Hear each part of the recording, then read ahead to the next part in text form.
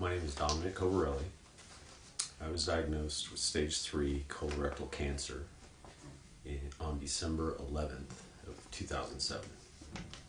I had a 3 centimeter tumor that was in my rectum right near the muscles of my anus. I was not feeling well.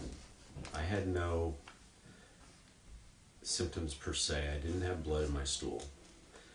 I was experiencing a little bit of irregularity as far as my bowel movements. I had just gone to work for a new company, and my wife and I were at a weekend event for Christmas. So we spent the night for a Christmas party out of town at a hotel about 70 miles away from our home.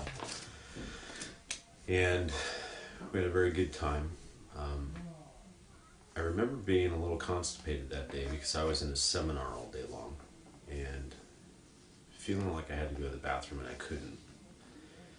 I woke up the next morning, roughly 8 o'clock in the morning, after having a nice evening Christmas party, and felt the urge to have a bowel movement, and went to the bathroom, sat down, and I thought I had diarrhea until I looked and I realized that there was blood everywhere. And I was panic stricken, actually in shock. I cleaned up, didn't tell my wife, was actually climbed back into bed. And about 20 minutes later, I had the urge again. And that's when I called my wife and said, I've got something seriously wrong with me. And we spent the next 10 minutes or so just trying to collect our things as fast as we could so we could check out of the hotel and go to the emergency room, the nearest emergency room. In the time that it took us to get out of there, it happened to be 2 more times. And we had just changed medical coverage, so we were actually going to a hospital we've never experienced before, and plus we were out of town, so we went directly to the nearest emergency room.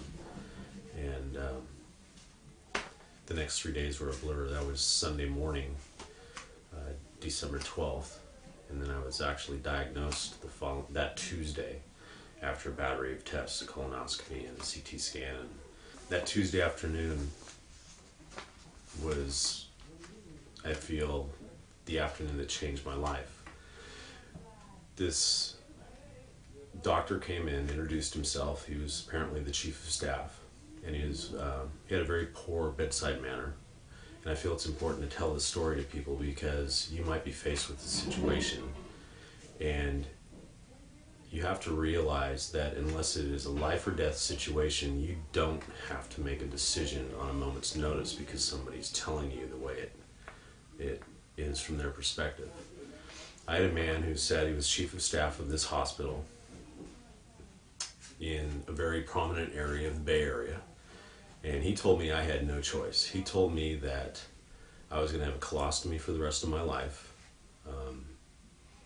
He told me my life was never going to be the same again. He told me that I would never snorkel or sit in a hot tub. My life would be different from that moment on. That was Tuesday afternoon, and he wanted me to stay in the hospital and operate on me on Thursday. And he looked at me right in the eye and told me I had no choice. My wife and I chose to walk out of the hospital and seek a second or third opinion. We called my mom's surgeon at UCSF and asked him if we were going to stay within the Kaiser system, where should we go? And he recommended that we go directly to the Kaiser Hospital that is right next to UCSF. And so he referred us to this doctor, and we met this doctor, and the diagnosis he gave us was more favorable, but it still wasn't cut and clear. It still wasn't what we wanted to hear.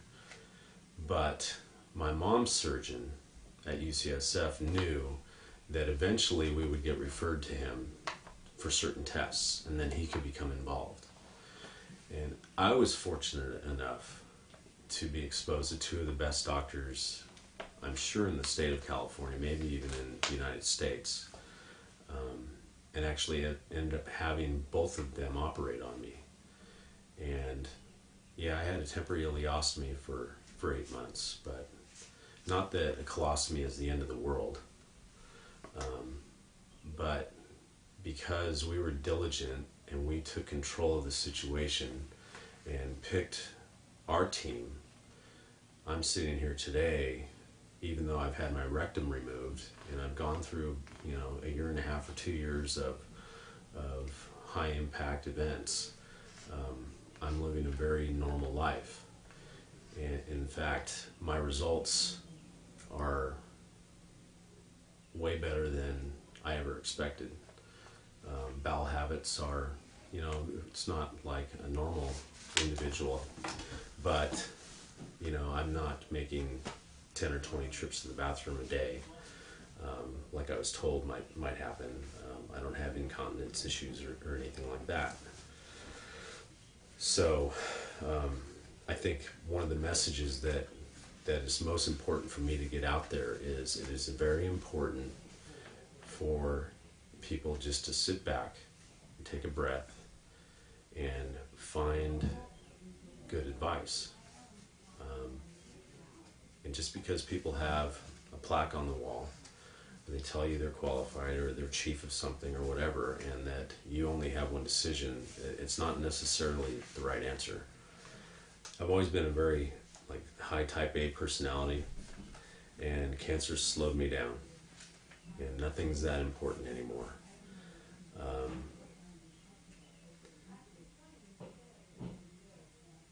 When it comes to simple things in life, you know, I've always been a family man, but cancer has made me want to rekindle old relationships that seem to fall to the wayside because life gets in the way.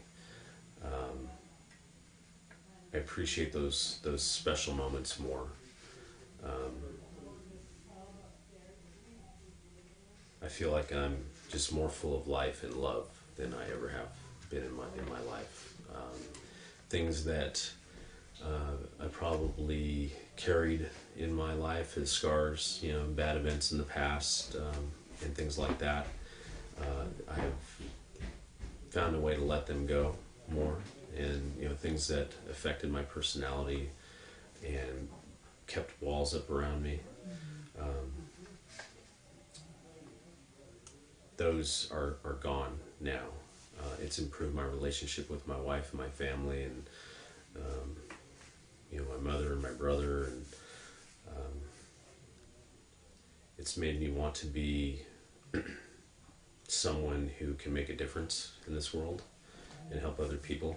It's made me less selfish. I just appreciate every day immensely.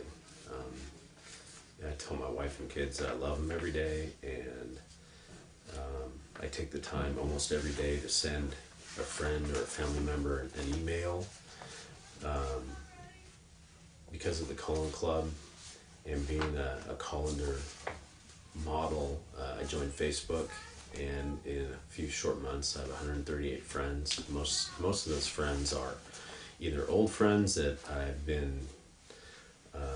I've lost contact with, or new people that have just come into my life because of cancer and the Colon Club and the new life that I'm living, which is really feels rewarding. I've always been a very self-sufficient individual, kind of a tough guy, never went to the doctor, always thought I was healthy, always thought